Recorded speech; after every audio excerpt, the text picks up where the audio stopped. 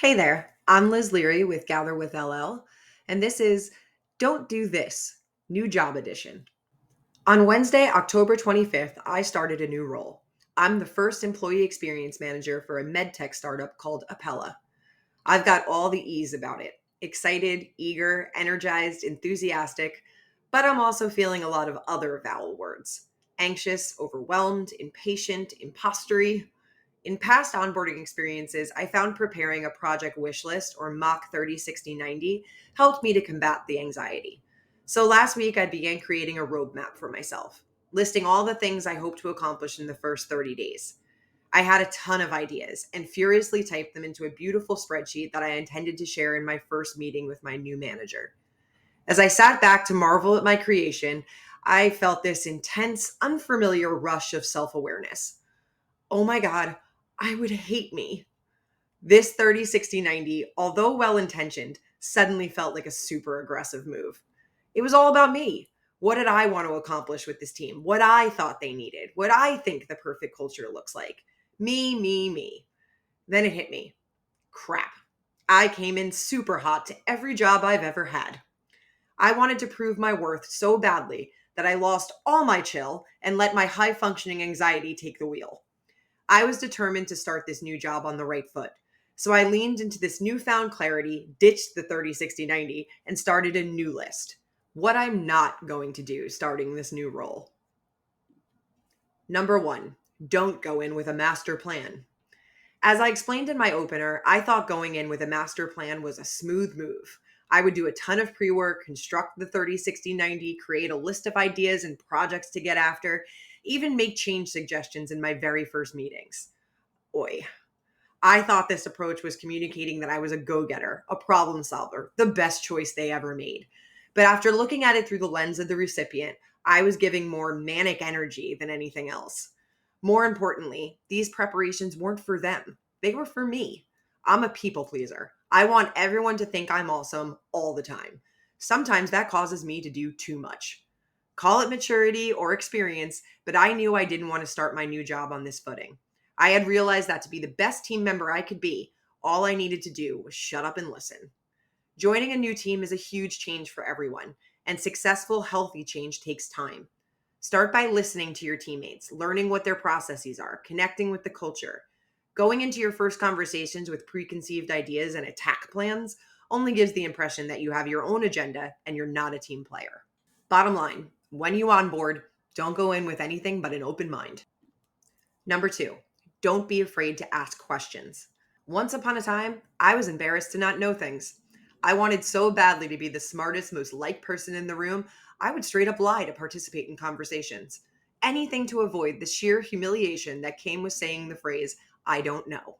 To my immature brain, people were only going to find me interesting if I knew something about everything.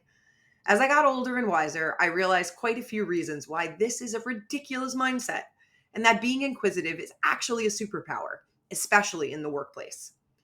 It increases likability. A lot of people shy away from asking questions because they don't want to be a nuisance or think that it conveys incompetence, when actually studies have shown it achieves the opposite effect. Asking someone for help validates their intelligence, which naturally makes them feel more positively towards you. The more authentically curious questions you ask only strengthens your likability factor. Less wasted time. Imagine during your onboarding, you're asked, "Are you familiar with our HR platform?" You don't want to seem like an idiot, so you say yes, even though you've never seen it before in your life. Satisfied with your answer, your colleague leaves you to navigate it on your own. Now you have to add a crash course of this product to your ever growing to do list. An unnecessary task that could have easily been avoided if you just swallowed your pride and said, "No, Bob, I'm not familiar. Can you show me around?" Asking questions saves us valuable time scrambling for answers we could have already had. You'll appear more competent.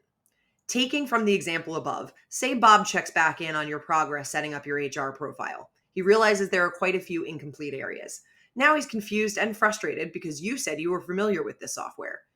You feared asking questions would make you seem incompetent, but it was not asking them that achieved that. The next time you're in a meeting, observe the people you feel are the most successful on your team. I would bet any money they are serial question askers. You'll actually be more competent. You know what happens when you stop caring about what other people think and ask the questions you want to ask? You get answers. Asking lots of questions and getting lots of answers makes you smarter, which, when applied in the workplace, makes you more competent at your job. The more you know. Strengthens connections. Question asking offers an amazing opportunity to forge those first few connections with your colleagues. When you admit to not knowing something, you're sharing an authentic form of vulnerability. Allowing a person to teach you something is one of the best ways to solidify immediate, memorable connections. Bottom line, I'd prefer a curious mind to a know it all any day. Ask all the questions. Number 3, don't be nervous about setting boundaries. Holy hell, am I terrible at this? People pleaser, remember?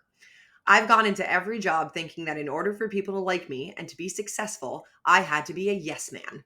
Saying no, especially to my managers, was not an option. Whatever it was, you made it work.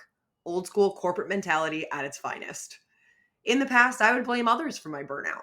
My manager is emailing me at all hours. My teammate keeps making late meetings. Why are people pinging me? They know I'm on vacation. Hard truth, it wasn't all their fault. It was mostly mine. I answered every email as soon as it came in. I showed up to super late meetings without complaint. I didn't put an away message up while I was on vacation. I set zero boundaries. You know why? I was scared. The idea of having an awkward, uncomfortable conversation about all the things I was not willing to do was nauseating to me. So I avoided it at all costs, obviously to my detriment, and eventually to the detriment of others. I was spread so thin that everyone I worked with got about 10% of me. I knew I had to make some big changes. I've spent the last couple of years retraining my brain and learning the power of no. I've realized, partially thanks to Atlassian's amazing culture and resources, that setting boundaries did not mean I was a selfish anti-team player. It just meant I was taking responsibility for my work first. I was no longer going to prioritize other people's needs and expectations at the expense of my own. And that, my friends, is growth. Bottom line, set those boundaries. Being honest about your limitations is empowering. I leave you with this. I'm not going to lie. I'm still nervous about implementing these changes. I have to remind myself daily to slow down, ask for help, and set boundaries. You know what they say about old dogs and new tricks. But preparing for this new role has been the wake-up call I needed. It offers me something you don't get often in life, a clean slate, a chance to break toxic habits and reinvent myself. I hope sharing these raw realizations inspires you to do a little self-reflection. Until the next post, happy planning.